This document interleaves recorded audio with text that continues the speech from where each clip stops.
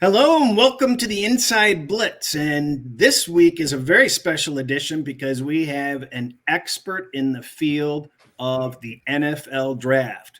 And I have to admit that I've usually been away during the summer times. I bet NFL hard, but the draft is something that I really have not paid a lot of attention to. So I'm really excited to not only have him, but Ted and Ron join us. And we are going to be talking about the ins and outs of what to look for with the NFL draft. So, Kent, who the hell is Kent Lee Platte? What is your background, and how did you become so involved in the NFL draft? Yeah, most people know me as Math Bomb on Twitter. That's where I got a good deal of my start. I used to cover the Detroit Lions fairly heavily. I wrote for several different sites. Pride of Detroit was the last Lions-based site that I wrote for. I'm still very much in touch with those guys because they're awesome. But I don't write about the Lions or even really football as much anymore because I started doing metrics work and analytics work and a lot of data and coding and stuff. Most people are able to find me from Relative Athletic Scores, which I started back in 2013, expanded in 2017, again in 2019. And now I have the website, which is RAS.Football, RAS.Football. You can go and look up any player's testing metrics from 1987 all the way to 2022. And it compares all of those metrics against each other to give you a 0 to 10 score based on how athletic they are, quote unquote, just by comparison. It's just math. So the numbers roughly correspond to percentile. So if you see a 10, that's 100th percentile. You see a 5.7, that's roughly 57th percentile. But it's from 87 to the player's draft year. There's actually an all-time score. So if you wanted to say, what would it look like if he came out today? You can do that too. You can pull that right up on the site. You can look at a player as a different position. That's right beneath every card. There's a little drop down to switch positions. So if you really wanted to know what Vince Wilfork would look like as a wide receiver, have at it. You can go do that.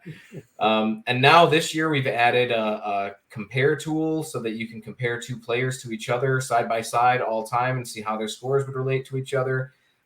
We've got an on-card calculator for every player now. So if you were like, well, what if he was a little bit taller? You can enter that in and see what his score would look like. We've added quite a bit of stuff this year and look to be expanding more over the next couple of years. Well, I had the site all handy, and we just showed everybody how to do that. I think where we saw at the beginning was actually the all-time greatest list with all these people that had 10s at some point, right? Well, that's not where I am right now, but on the previous page. And then if I was at this point where you could go in and check each and every one of your teams to look at their entire draft history year by year, correct? Yeah, and that's all doable on the main menu as well. We have filters for draft team, draft round, all the basic stuff. But we've also got Pro Bowls as one of the filters that you can add. We've got one where you can look at 1,000-yard receivers, 1,000-yard rushers, guys who had at least 10 sacks once in their career. We're trying to add more and more of those success metrics because in addition to helping provide some of the context behind some of this metrics, it's kind of neat to see how that translates and whether the scores really matter all that much. Well, I know Ron wants to know, how do you get this data determined? What are all the key data points and such? So we have, the 10 basic data points that we get. There's more than 10, but I only use 10 for the scores, which is, of course, height and weight for size. We use bench for strength. We have the 40-yard dash, 20 and 10-yard splits for speed, shuttle and three-cone for agility, vertical and broad for explosiveness. Each of those individual metrics correspond to a trait that the NFL is looking for. If you're looking for a guy with size, obviously you're looking at height and weight. You want an explosive guy, you're looking at vertical and broad. You're looking at speed, of course, you look at the 40-yard dash. These metrics individually, they don't look at, okay, well, when's a guy going to run 40 yards in a straight line? That's what we're testing with the 40-yard dash because that's what the 40-yard dash is. But we're not really testing whether a guy can run 40 yards in a straight line. We're testing whether a player can accelerate up to their full speed and maintain that speed over a distance, which is useful at any position. The explosiveness drills, vertical and broad. We're not testing if a guy can jump really high and jump really far. We are testing that, but that's not really what we're looking for. we're looking for lower body explosiveness. Can a player go from his stance to movement to covering a distance quickly? And those drills do a good job of exposing whether a player can do that. The agility drills, the shuttle and the 3-cone, whether a player can run back and forth. Well, you're not going to run back and forth very much in the NFL, but you are going to be asked to plant your foot in the ground and change direction at almost every position. The cone drill shows whether a player can bend around a corner. Defensive ends do that. Tackles do that when they're pulling. Wide receivers do that when they're running routes. Corners do that when they're trying to shadow. All those individual drills translate in some way to an athletic trait that we're able to see for the players. So I collect the data from the media, scouts, agents, from as many different sources as I can get together. And oftentimes unofficially from the media and from the schools when we first get it, but then I will update that later when I get numbers from scouts or from agents or even from the players themselves. As long as it's a verifiable source where I can see an actual scout sheet, I'll update those to the official numbers. And then we just compare that historically. We just take that number, plug it into the database, and boom, it pops out where that lands all time. It's all math. I don't have any opinion injected into this. The opinion part was just what metrics do I use and how much do I weight them? They're all weighted equally, so I copped out on that piece and didn't even put anything into that one. I think the biggest complaint that I get, not really a complaint, but the biggest question that I get about which metrics I use is why I don't use hand and arm as an actual score. And that really just came down to weighting for size. You don't want to overweight for size at players because then you get the really big guys. We had a 400-pound tight end a few years ago that if we had overweighted for size, he would have been an amazing athlete. But everything else was really bad, so it didn't really work out that way. At the same time, we don't want to underweight for size because we don't want to look at 6'4", 230-pound Calvin Johnson and compare him to Tyreek Hill and say this is the same athlete. They're both extremely good athletes and very good at each of the individual tests that they did, but they're very different players. And when you're weighting something athletically, you want to take size into account. So that's what the size ones ended up doing. Everything else is just looking at the individual drill one for one. It's such an easy chart to look at. It's very pleasing to the eye. And a lot of people have been quoting your work lately. Has anybody got in touch with you from NFL teams itself or scouts? I talk to scouts all the time. It's one of my primary sources of information is getting information directly from scouts because they just want to know how the guys look. They want to know how that compares all time. So the price for that, if you will, is just, hey, if you've got the numbers, I will take that. I will give you everything that you want whenever you want it and just being available. And that's generally how I get numbers in is just people want to see what that looks like. Agents are the same thing. If an agent wants to know how their guy tests, they'll go take a picture of that scout sheet or they'll ask a scout if they can get that information from them. I never post anything if I'm told not to. A lot of guys that don't test very well, they'll be like, well, can you just not post that? And I won't. I'm not out here to try to dog on guys for testing poorly. The idea is to try to get players as much exposure as you can during the draft period or during the draft season. And, if a guy tests poorly, I'm not going to shy away from it. But it doesn't mean I got to post and be like, look at this guy. Yeah. How much do the intangibles factor into the RAS chart, such as off-field behavior, injuries, coaching, the level of competition, general football IQ? Not at all. And that's what makes RAS a good metric, I think, is that it doesn't take any of that stuff into account. So you can look at it just solely as what does this player's tangible metrics look like compared to other players at their position. That doesn't mean you ignore the other stuff, and you never should. That stuff should always come into play. But you want to try to isolate those things into their individual pieces and put them in their own little corners and say, how does all this stuff fit together? And that's where you can't take a score like RAS and be like, this is all I care about. It's the only thing I'm going by. I'm going to do an entire mock draft with just RAS guys, which is fun to do, by the way. I do one every year. But it's not a serious exercise because there's so much more that goes into it. One of the guys we had this year was Jelani Woods out of Virginia, had the first 10 that we've had at tight end since I think it was 2000 with Anthony Beck came out, was the Jets' first round pick that year. Been that same player sitting at the top until 2022, and now we've got Jelani Woods taking that spot over.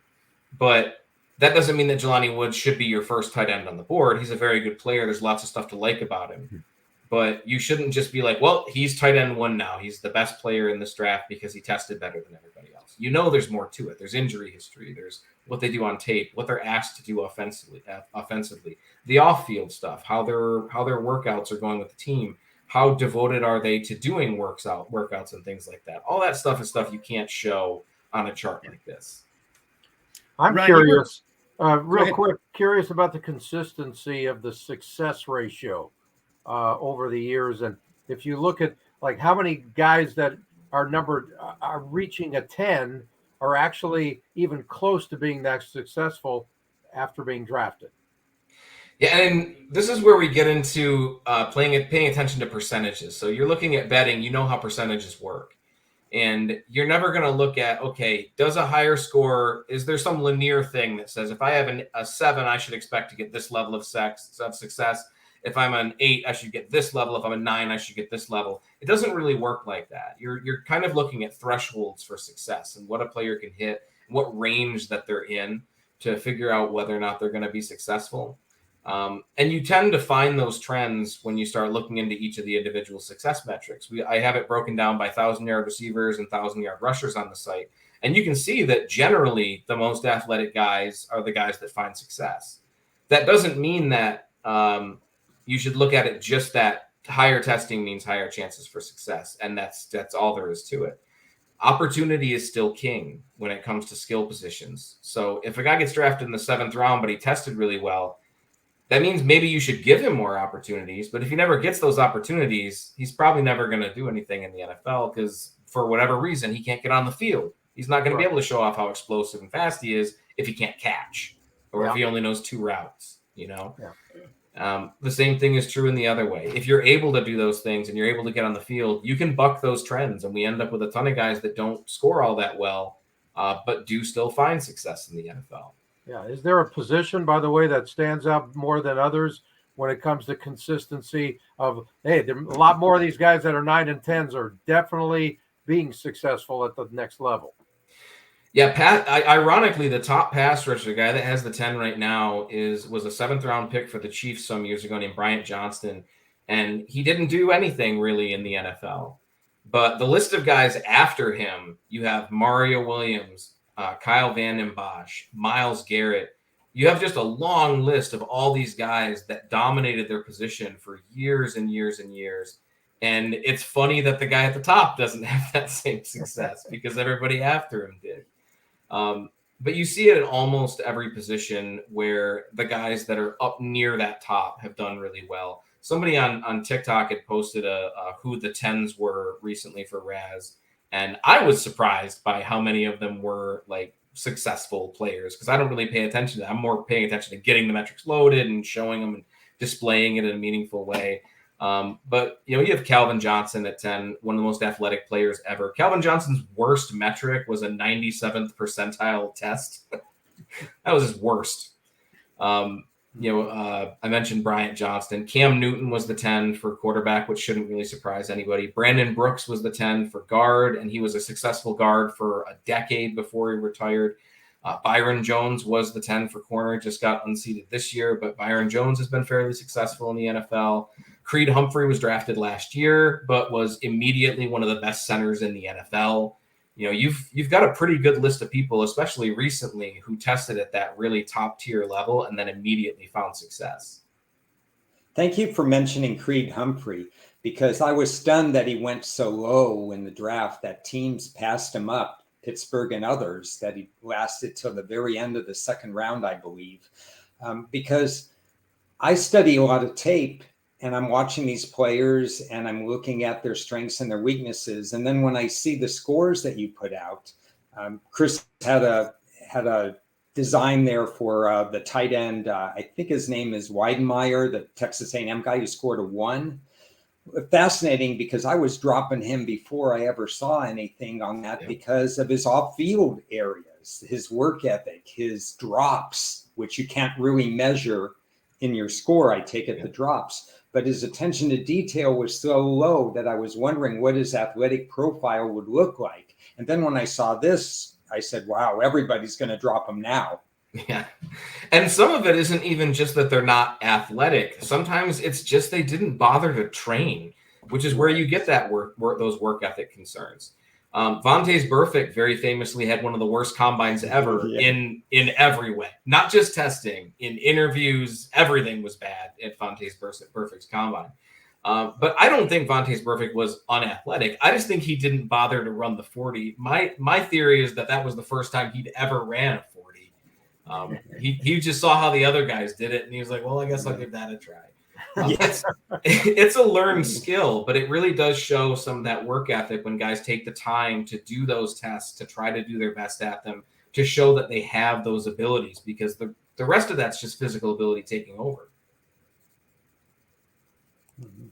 I'm fascinated by the tight end group only because while we won't have any first rounders this year, I think we're going to have 10 or so people, including the fast rising Jelani Woods, that are going to carve out some really good careers.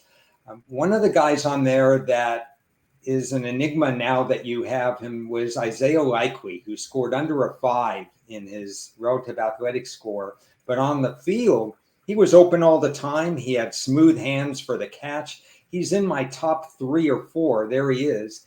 He's in consideration for my 3rd or 4th best tight end. And then I look at this and he just didn't look so good. You have any comments or feedback on him for me? I love Isaiah Likely. I was very stunned by how he tested. I expect him to test significantly better than this. He's my tight end too. And tight end is one of those positions where this is one of those, if you're just going by the math and you go by nothing else, this is really bad. It's bad. You don't want to have a really low score. There aren't any good success stories for tight ends who didn't test well. There just aren't. I've got them at every other position. I don't have those at tight end because there hasn't been any. The closest we get is Jordan Reed, and he just barely qualified because, surprised if you know his history, he was hurt at the time of the draft period. So he barely qualified and was below average, but that's not the case here. Likely didn't test as well. He tested with very average speed, below average agility, great explosiveness, which definitely shows up on tape. I'm not a big guy for jumping on guys that didn't test well, especially at tight end, and Likely is one of the very rare cases where I go against that and say, yeah, take the risk anyway. I think he showed it on tape. I think there's either something else behind the numbers, maybe an injury we didn't know about, maybe a preparation thing we didn't know about, or it's just something you look at and you go, well, he has a really good chance to be one of those outliers, one of those guys that breaks that trend. And I would be more confident with him than I have of any tight end that scored below average in recent memory. Okay. Big fan. Everybody likes to talk quarterbacks. And so first off, what is your past experience with quarterbacks? Is there any correlation in terms of that? Or are there some things that you would point out to us and anybody watching or listening that take this with a grain of salt, or this is important? So there is a correlation to stuff like RAS. It doesn't make much sense to me because I don't feel like there should be. Right? I don't feel like that correlation should exist. I feel like if I were to look at the math, I should see no correlation between success and RAS. But we've only had a couple of quarterbacks that were drafted in the first round, the entirety of the first round, who had a below average score. And they're all recent. It's Jameis Winston, Baker Mayfield. We only have a couple. They just really aren't that common. Teams generally like guys who test well at quarterback. It makes more sense when you're looking at a mobile guy to pay attention to their testing because that's something you're gonna see. You're gonna see whether or not they're moving around well on tape. I think individually, the only individual metric that I usually pay attention to for a quarterback is the 3-cone, which kind of shows that agility and the ability to move around a pocket. I think that does show up even for pocket passers. Even Tom Brady's historically terrible combine, he had a good cone drill. He still had a good cone drill. Everything else was terrible, but he had a good cone drill. And I think that shows up when you're looking at guys. So sometimes it's not, how is their overall athletic profile, and is that the only thing I'm paying attention to? If they don't use it on tape, then it's not that big of a concern. Carson Strong, that's not his strength in this draft class. And part of that's the medical issue, doesn't move around a lot. But he also doesn't really need to be as mobile as a passer because of how he runs his offense. He doesn't go out of the pocket very often. He doesn't really roll out. He doesn't need to be on the run a whole lot. You also see that with Akil Glass. For some of the smaller school folks that are paying attention, it's the same kind of concept. If he doesn't win that way, do we really care all that much? Even guys that score really well, and I'm breaking from quarterback here, but you look at DK Metcalf, and everybody was all up in arms about his bad agility times that year. But like, when did that show up on tape where it mattered? When were you on tape and you were like, God, he turns like a Mack truck, and that's inhibiting his ability to play wide receiver? If it doesn't show up on tape, it's not a problem. Again, Treylon Burks actually is a really good example this year. There's some people that really did think that Treylon Burks was this ridiculous, insane level athlete, and he just didn't test that way. If that was your belief about him beforehand, it should probably concern you. But a lot of people like myself didn't think that was his game. He wins a lot more because he's a very physical type of player. And if he does that and he still wins that way, and he tested okay in those areas, his explosive drills were all right, then why do you care? Why does it matter that he didn't test all that well? He still wins on tape, and nothing in the way he tested should really take away from that if it doesn't go against what you see on tape. Yeah, he's wide receiver 2 for me, so I'm happy to hear that. Yeah, Ted's going to test your memory because he has some players, Green Bay players, sorry, Detroit fans, but he wanted to mention a couple of players that you were curious about their scores. Yeah, just going way back, guys I've interviewed over the years on my pregame show for my Sports USA NFL broadcast every week. And I go back to Jordy Nelson, who I got to interview the day he was drafted. And I was asking him how excited he was getting drafted by Green Bay and just the timing and all that. So I thought it would be interesting if you can give us some of the numbers on Jordy, that guy who ended up throwing to him a lot eventually in Aaron Rodgers, and then Devonte Adams, who was not a giant number for a lot of people coming out of college. It was just, he's a very athletic, obviously incredibly talented guy, and his chemistry with Rodgers was phenomenal. Yeah, not one of those guys scored above that 8.0, 8.0 threshold that would put them in that elite range. They were all well above average. So everything's color-coded with RAS. Everything below 5 is red. Anything above 8 is green. Everything in between is yellow. So it's stoplight color-coded. Anything yellow or green is good to great, right? Jordy Nelson had great size. He was 6'2.5", 217 pounds. Those are really good metrics for a wide receiver. I don't think he was ever looked at as a small guy. His speed was good, not great, above average, not a problem. I think that shows up on tape. Jordy Nelson wasn't really a burner, but speed was never a problem for him. Ironically, his vertical was pretty bad. He had only a 31-inch vertical, which is under 20th percentile, which is just funny when you watch Jordy Nelson. Sometimes it doesn't show up on tape. I always go back to Golden Tate. Had terrible agility drills, which blows my mind. And anybody who's ever seen Golden Tate always sees that and goes, yeah, that's not right. We're just going to pretend those numbers are fake. They don't make sense. But Jordy Nelson ended up with a 7.4 out of 10, which is a very respectable score. That's a very good score. I don't think anybody would complain about that. Rodgers wasn't that far behind him. He had a 7.16. He was a little shorter for a quarterback. Short quarterbacks tend to be around 6'3", just under 6'3" on average. Rodgers was a little bit underneath that when he came out. Had good explosive scores, good speed, not the greatest agility drills, but not poor. So none of his scores were like top tier, the most amazing scores you'll ever have, but good enough in everything. I think that showed up a lot, especially in his early years. Rodgers was pretty mobile early on in his career, not just as a runner, but being able to escape the pocket and being able to use that space to take advantage of defenders and try to misdirect people. Devonte Adams didn't test out in elite range in anywhere other than his explosive drills and his size. He's got really good size, not the tallest, but he had good weight coming out. Very good frame that you want for a receiver, though, when you have guys that are a little bit stockier and thicker. They have all that well-built muscle. Not weird at all when you're talking about guys' frames and muscle tone and things like that. But his explosive drills were great, and I think that really shows up when you're watching him play. Another guy who had a 40 time has probably played a part in him not getting drafted higher than he was.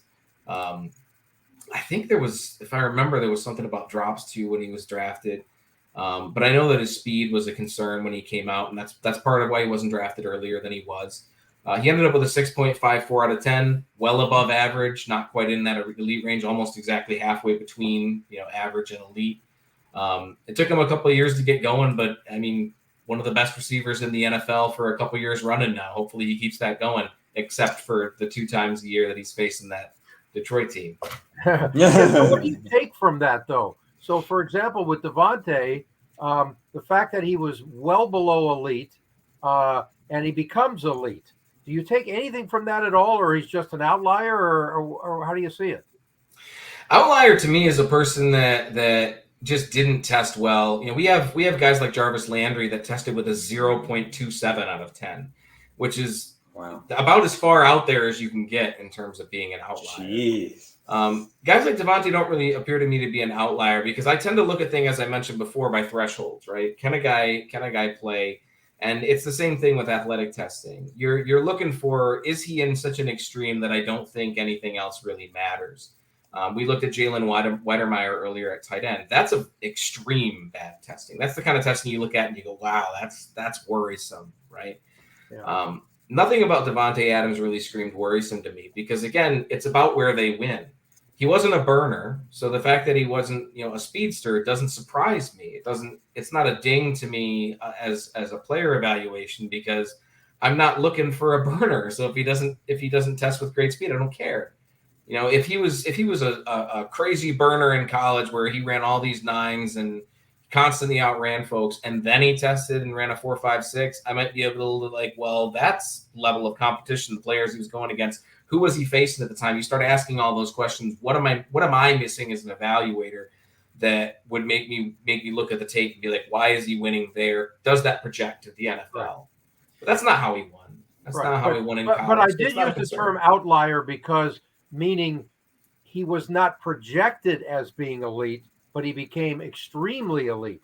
Now, in a way, that's an outlier, because you never would have expected that out of those numbers. Is that correct or no? Sort of. So when you're looking at that, we're talking about elite from an athletic standpoint versus elite as a player. Yeah. And, if he suddenly became a burner in the NFL and he was outrunning everybody in the NFL, then that would definitely be an outlier. Why didn't we see that? What was wrong with his 40? Did he not know how to run a 40? Was something else going on? That's where you'd start looking at it, is if he suddenly changed the type of player that he is. We don't get that a whole lot. I think Frank Gore is probably the only immediate example that I can think of a player who completely changed the way that he played going from college to the pros. But usually guys stay pretty true to who they are. And as long as the testing doesn't contradict it, it's not too much of a concern. You mentioned that the tight end, if the ratings are low, there are no surprises. And you got to go by that metric. And I'm going to guess the quarterbacks are probably one of the tougher positions to get accurate. Otherwise, we wouldn't have as much problem drafting quarterbacks. What positions are you finding are traditionally the easier to predict based, on how you're coming up with ratings? So cornerback is one of the big ones. I'm actually running all the Pro Bowl cornerbacks today, all day. So it's running through all the Pro Bowl cornerbacks, and most of those guys are really high level athletes. The average Pro Bowl cornerback is almost an 8 out of 10 by this system.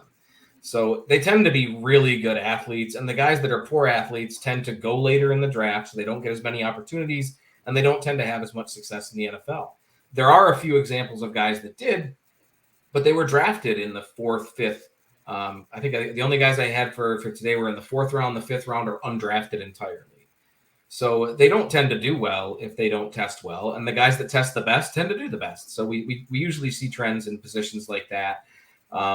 Skill positions is a little different. So offensive skill positions, meaning running back and wide receiver, less so at tight end. But it has to do with typing. And we see this a lot with defensive tackle too, where there's a big difference between a 3-technique interior penetrating guy and a 1-technique nose. Those are completely different players. You're looking at different athletic skill sets. You're looking at different physical skill sets, different sizes. Wide receiver, it's the same thing. If you're looking for a guy that can out-jump guys on the outside and he's 5'9", that's usually a problem. But if you're looking for a slot receiver that can out-quick guys, 5'9" don't matter. I don't care. It's not a big concern. So typing tends to lead into some of those discrepancies when you're looking at those types of positions.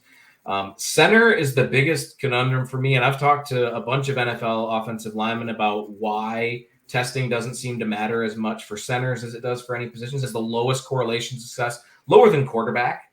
I haven't looked. I would assume it's probably lower than punter, but it doesn't have any significant correlation to success, and I've never been able to figure out why. The best example that I've been given is similar to quarterback. There's a lot more cerebral stuff that goes on at the center position than it does at the other offensive line positions. There's a lot more that goes into being a good center that involves being able to identify blocking assignments, being able to call out those assignments, being able to recognize movement, being able to quickly adjust to things. A lot of that means more than being quick and being able to move than it does at guard or at tackle on the outside. So we see a much bigger correlation at offensive tackle and guard than we do at center, where it barely exists. I'm a big believer when I do my draft reports in person team fit. And as you were explaining some of the things with Devonte Adams and so on, what if he went to a team with Blaine Gabbert at quarterback instead of Aaron Rodgers or somebody like that? Would we have ever seen him progress or match the numbers that showed up in the RAS or his performance that showed up? Sometimes it seems to me it's luck of the draw as to who drafts you and what your organization is all about. It's a big deal. Fit means way more than people give it credit for. And we see that with some of the guys that do find success. Danielle Hunter did not have top-tier pass rusher tape in college. His number one pass rush move was throw your shoulder into the guy and kind of push, which is not even really a move. That's just kind of falling forward. But he got drafted by Mike Zimmer in Minnesota, and he was able to develop him into a much more refined pass rusher. He was able to teach him how to use his athletic gifts in a way that helped him find NFL success. Landing spot can be huge. We saw it in a reverse way with Nnamdi Asomugha. I don't know if you guys remember Nnamdi Asomugha played for the Raiders back in the day.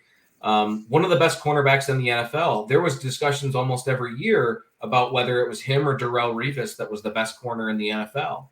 And then he moved. Asomugha went to Philadelphia, and he changed the scheme that he was in, and he completely fell apart as far as how he was able to cover guys. It was a totally different scheme, and he just wasn't anywhere near as dominant as he was in his previous stay.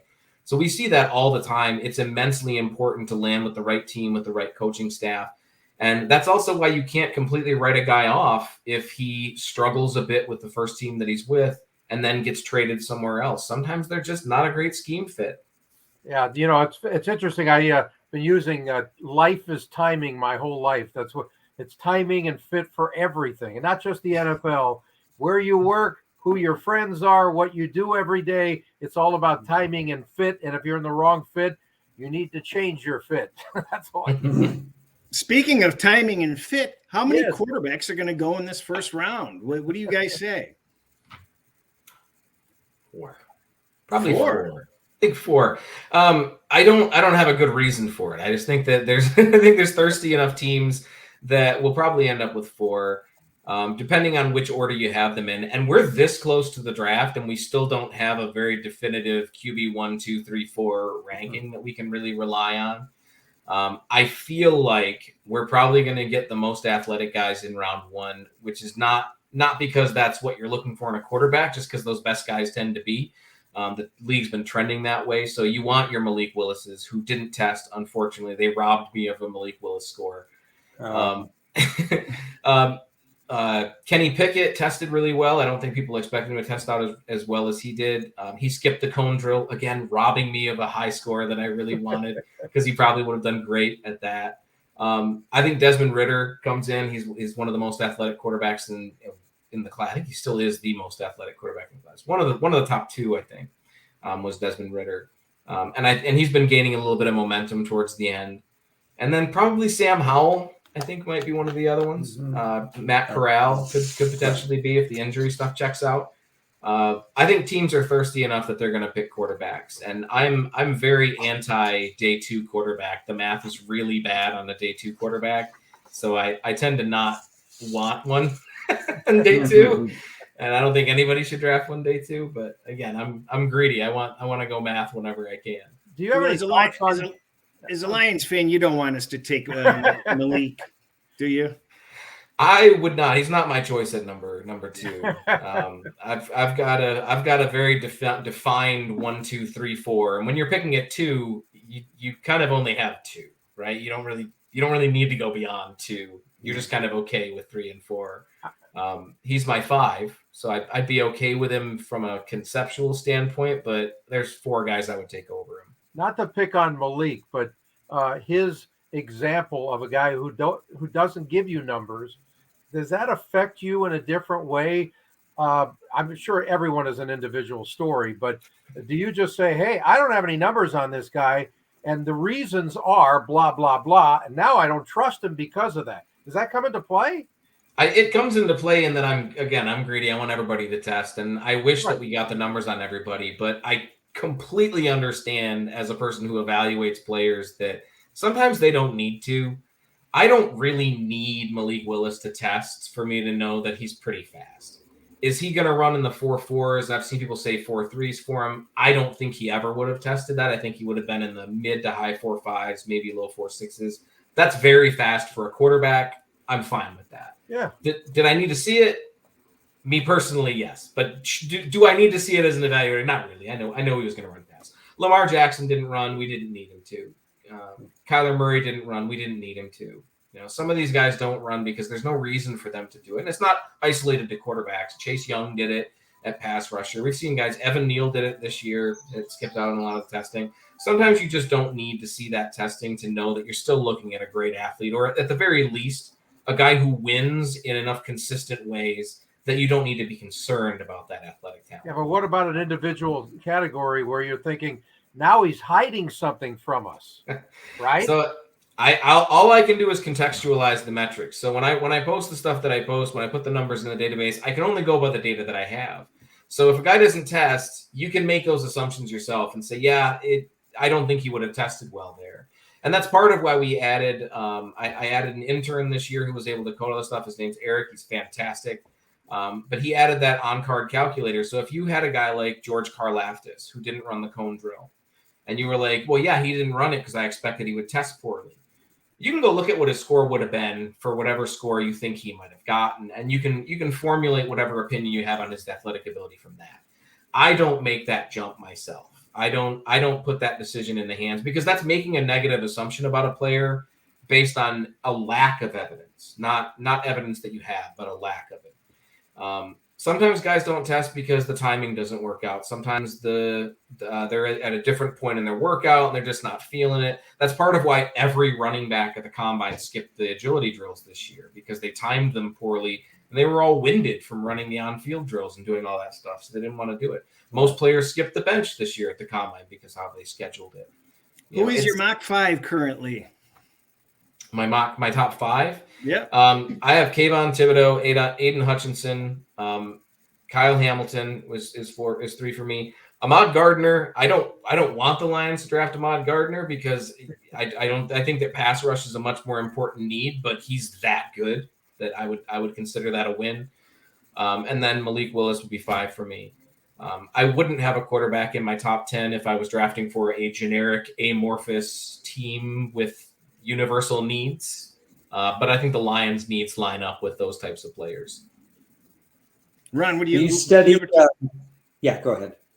What about you? What's your top 5, Ron? My top 5 in this crazy year draft. I wouldn't have a quarterback in my top 15 this year because of the learning curve for everybody. I think I would have Hutchinson in there. I would have Thibodeau in there. I would not have Trayvon Walker. I don't like people with 1-year body of work. Doesn't mean he's not a top 10, but he wouldn't be in the top 5 for me. I would strongly consider Gardner in the top 5 for the right team. Let's see, who else would I have? I probably have Evan Neal of Alabama in there for the right team because I like him a little better than a North Carolina State guy. And it's not a sexy draft in the top 5, but that's probably where I would go. I'd have Hamilton a little lower, but the gap between the number 1 safety, Hamilton, and the number 2 safety is huge this year. So you have to consider gaps in terms of if you need a safety, when are you going to take your safety? Because the next guy is so far down the road. Now, I was speaking for the Lions, just to clarify, so that's why I had Willis in there. If I was speaking for an amorphous team, Neal would have been that other guy. He would have. Okay. Chris, are there any tricks for not falling for the banana in the tailpipe? How do we tune out the misinformation, the fact from fiction, with everything that we hear these teams pumping out before the draft? Have you ever fine-tuned any of that? So for me, it's primarily just paying attention to the athletic testing, and we get plenty of that every year too. It's part of why I developed RAS in the first place, was dealing with all those terms that we get that don't really mean anything. In 2013, when I developed this, everybody was saying that Le'Veon Bell was unathletic because he ran a 4.6, but he ran like a 6.7 3-cone at 230 pounds, which is incredible. His other metrics were fine. Everybody was keying in on that 40-yard dash and saying unathletic. We're seeing it this year with Kyle Hamilton. Kyle Hamilton's getting dogged because he ran a 4.59 40-yard dash, which is just average for a safety. It's not above average or below, but it's just average. His explosion drills were fantastic. He's quite literally the largest safety we've had in decades. His agility drills were fine. His cone drill, his 10-yard split, both of which are important for safeties, were just below that elite threshold. They were in the 70-something percentile. So he tested very, very well. But, oh, gosh, that 40-yard dash, just throws everything into it. It works a little bit in the reverse. I don't like to dog players, so this isn't a negative evaluation against him. But we hear it with guys like Jahan Dotson, where everybody talks about how he's such an incredible athlete. He didn't test like one. He tested like a good athlete, but not a great athlete, even taking size into consideration. And I tend to try to tune that stuff out with numbers, because I live my life through numbers. And that's part of why RAS, I think, works as well as it does. It allows you to just take all that out, to ignore the noise and to look at it. If you have a guy that's really quick and that's how he wins, and he tests really well in his agilities and not well anywhere else, don't let somebody tell you that he's unathletic because he tested in stuff he doesn't really care about and doesn't use. You can just tune it out and be like, but the stuff he does well. And that's where he tested. That's where we get guys like Cooper Kupp, who Cooper Kupp wasn't an elite tier athlete. He ran, I think, a 4.64, 4.62. His explosion drills weren't all that great, but he had elite agility drills, and that's the type of receiver that he was. He had fantastic route running, and he was able to create so much separation between guys with how quick he was. That's how he wins. The rest of the stuff don't matter. As long as it's not in some extreme where you do have concern. I mean, he didn't run like a 4.9 or something. Then maybe it's a little bit more concerning. But if it's not how the player wins, it's noise. Yeah, Cooper Kupp is a great example, and I'm wondering, if you're an outstanding route runner, if many of these numbers don't matter, because you're a route runner. That's what you do better than, and they're all a little bit of all the numbers, but nothing stands out. Does that make sense or no? That's Jarvis Landry that you're mentioning right there. You mentioned he was like 4.73. It was terrible. I still had him very controversially as a first-round pick that year, because he did everything else. He knew exactly where he was going, and the defensive backs did not know where he was going, and he had hands where he did not drop the ball. Yeah, and that's again, it's just tuning out the stuff that matters. Landry also tested on a bum hamstring. I love Jarvis Landry's score, so don't ever think I'm dogging him when I talk about him with his 0.27. I love it. Because he shows so many good things about evaluation as a player. It shows how you value the metrics versus how you matter the tape. It shows why players shouldn't test on bad hamstrings, because that's just not a good idea. There's a lot of stuff that shows, but it really shows the type of player that he is, that he tuned out that type of noise, and the team that drafted him tuned out that type of noise, and was still able to pick him, find a role for him, give him those opportunities to show that he can adapt to the NFL. And then he was able to do it. That kind of stuff is fantastic. I love stories like that. Chris, you got anything else? I have my final question that I'm going to put. I have a great question. From both of you guys, let's have a pick of the three most underrated players that you think will see NFL success but they may be late round selections. They're just going to be middle of the pack guys, but and nobody's going to really take them high. But for whatever reason, you guys think that they may make a name for themselves somehow. I've got a couple of those, man. This is a great class for guys like that.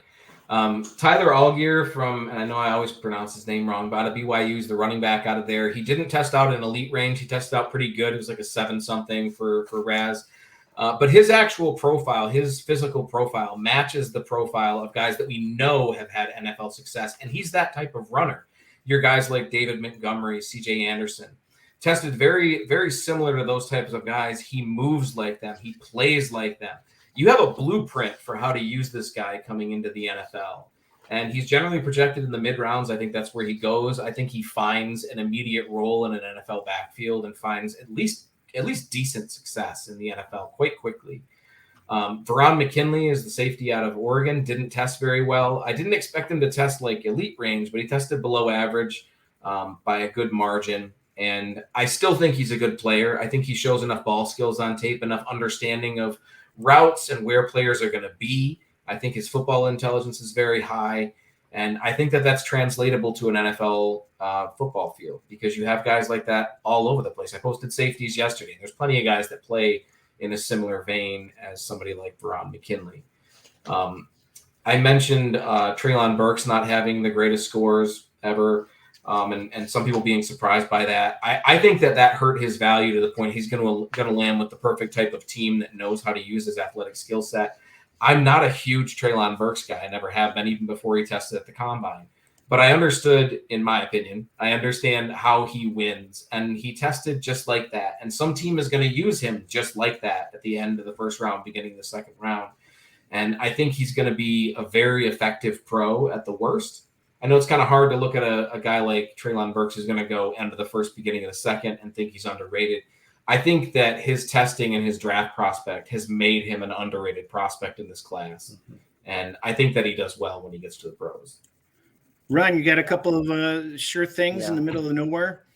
Yeah, well, I don't seem to have that encyclopedic mind that Kent has. Yeah, you're wonderful pulling all this out. I think it's fascinating, and maybe in my younger days I would have that. I think in addition to Burks, Christian Watson. It's the hat? Oh, okay. Yep. Christian Watson is somebody I'm really interested from some of these small college guys who can run are very interesting to me because they're kind of under the radar and they win in a lot of different ways. They just need a little bit more refinement. Tight end I have my eye on big time is Charlie Kolar, who's not being mentioned as a top 5 that often. And he's probably going to go in the later third, maybe even the 4th round. And there's something about him that suggests to me that he's George Kittle light. And I know that's strong words, but this guy, I mean, Kittle didn't have fascinating numbers when he came out of college. He tested very, very well. Kolar tested well, maybe not quite as testing as George Kittle, but the numbers that he put on the field for Kolar as a go-to guy for a pretty vanilla offense of Iowa State, I think he can exceed expectations. Tight ends really need to go to the right team or they could get lost in the shuffle. Irv Smith got lost in the shuffle. O.J. Howard got lost in the shuffle. And these are 2 really good tight ends. So, I may regret saying this, but if Kolar goes to the right team, I'm really looking at him as somebody who's going to leap to the top of the class. Had one of the highest RAS scores in the class for tight end. And I don't think anybody saw that coming either. So it's definitely, at worst, very interesting player to follow. Yeah. Have you applied any of your draft knowledge to betting applications? Are you a betting man at all? And what's the history and plans for your future with the site? I haven't applied it to betting. Everything that I've done has been providing services to the fans and to the media, trying to provide a resource that people can use for the draft. I think this stuff is interesting. I think it's fun. Until this year, I hadn't brought in anybody to help with it. I had an intern come in to help do some advancements to the site to help expand the functionality. So it was more than just a reference to go to. We've got a couple of different places you can go to just find out the metrics of a player. I'm trying to do something a little bit differently, something a little bit more fun. And I've got some visual updates that are long overdue that are getting worked on right now to try to make the site a little bit prettier and a little bit better to look at. But after that, I'm just going to try to find more ways to add stuff. And if that involves looking at betting and seeing how some of this stuff might translate to NFL success, then that's definitely an avenue I'm going to look at. I know data visualization is one of the big things we're looking at, specifically with fantasy football. Fantasy football, of course, wants to know numbers. They love their numbers. Seeing stuff like this lined up alongside fantasy football numbers is something that's been in demand for a couple of years, and I'm hopeful to put stuff like that up here. Fans just want information, man. The NFL fans are crazy. We love seeing this stuff and trying to find out whether or not it matters or things that we can get excited about. If we get an undrafted guy or a lower tier drafted guy who tested really well, that's exciting. He's fast. Let's get him out there. Let's get him some of those catches. Or if he's a backup quarterback, we love our backup quarterbacks too in the NFL. We love our backup guys. But that kind of stuff it's just fun. And if there's a way to integrate betting into it, that would be cool. I'm actually surprised there's not more around the combine. I figured we'd have a whole bunch of it by now. You know, I feel like I'm on a little bit of an island, but with the more games that they're going to be playing, they're obviously going to go to an 18-game schedule at some point. I don't understand why a team like San Francisco is in a hurry to not have two quarterbacks. I see the future, especially when these kids are being brought up from middle school to high school. They're being farmed through these developmental football programs. You're going to have a higher quality athlete year after year after year. Teams should be having two quarterbacks on staff. They shouldn't be expected that a quarterback's going to last through 18 games plus the playoffs every year. Do you see it changing at all where teams are going to be gearing up to have a quality second string quarterback as a priority or to platooning quarterbacks? It's possible. The problem we have right now is just the level of quarterback talent isn't there. And we don't even have 32 starting caliber NFL quarterbacks right now.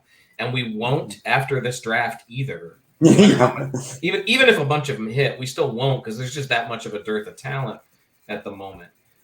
For me, backup quarterback has always been a completely different position than quarterback. You're looking at something more than just can the guy throw, can the guy run, can the guy move. You're paying attention to stuff like, did his dad play football? How many offenses did he run in college? Was he taking plays from the sideline or was he taking it through a headset? Well, how was he taking this information in? Because a backup quarterback has a game day job. And this is where it really starts to get into, well, how these teams pick up these players, because backup quarterbacks have a job on game day. Their job is to watch these opposing defenses and try to find holes in them and relay that information to the quarterback, either between plays or between huddles or between offensive drives. And it just gets overlooked because that's not a super important job. You don't see that job. But it's also why a lot of guys that you kind of laugh at and you make fun of, your Chase Daniels and guys like that people kind of poke fun at for sticking around in the NFL and, they're robbing all these teams. They had such a great career. They look at how many dollars they made per pass thrown and stuff like that. And there's just so much more to it. And I think if you're an NFL team that's able to watch your quarterback get out there and start, but also have somebody in the wings who can add something to your offense, I think that's something that a lot of NFL teams should do. It's just finding that balance, and nobody's really been able to do it. Yeah, I think one of the difficult things, and we've talked about this on this show in the past, for example, when a Kyler Murray goes down, who's the backup? And it's a different kind of an offense with that other guy. And that's an adjustment that most teams can't make within a game and expect to be successful. And I think I can't see in my lifetime where two quarterbacks in a league are going to be a regular thing. As you say, where's the talent coming from anyway? Well, interesting that you mentioned Kyler Murray, because that's where I was going. What you said, Ken, is just fascinating insight about what a second quarterback does. And to me, it describes Colt McCoy, who happens to be Kyler Murray's backup. To me, he's the perfect backup quarterback because he can go. He's so cerebral. He just doesn't have the body to last more than 6 quarters at a time. But he's the perfect relief pitcher, and he could do all the things that you mentioned, scout and find deficiencies in opposing teams. Yeah, I like Case Keenum too. I think he's in that category.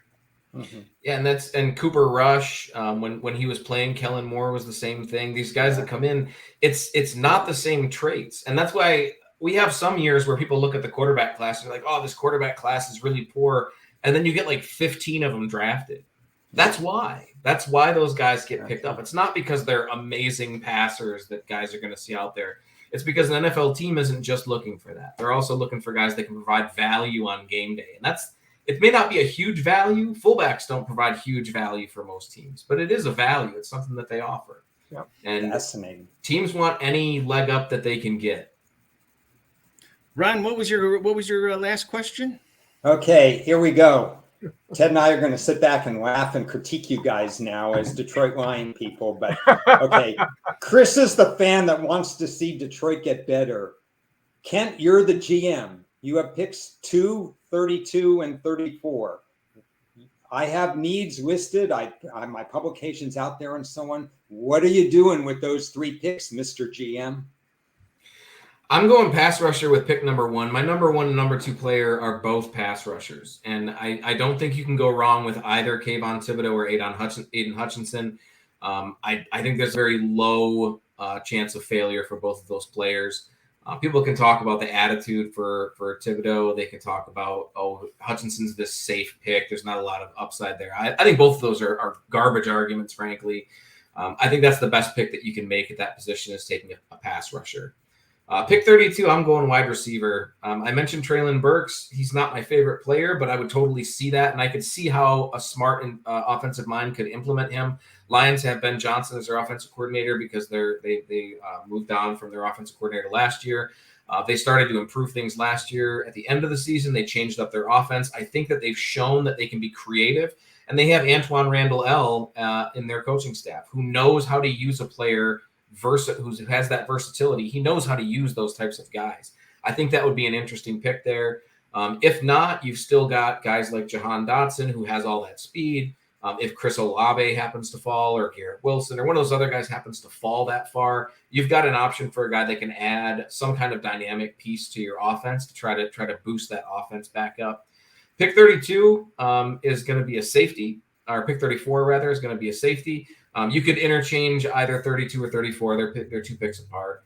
I'm looking at a guy like Lewis Seen out of Georgia who has that extreme athleticism and hard hitting ability. Daxton Hill out of Michigan, keep one of your home state guys and get a guy who has just extreme levels of athletic talent and who showed that he can improve from year to year in college. Daxton Hill coming into 2021, there was a lot of questions about whether he could use his athleticism effectively, and he was able to show that immense improvement from year over year for him. And I think that he definitely proved he's either a late first round or early second round safety. So that would be my pick, is one of those 2 pass rushers at 1, and either Daxton Hill, Lewis Seen at 32 or 34, and then a receiver with whichever one of those other picks. Are you happy with that, Chris? Yeah, I think it's comical when they talk about us taking a quarterback at number 2.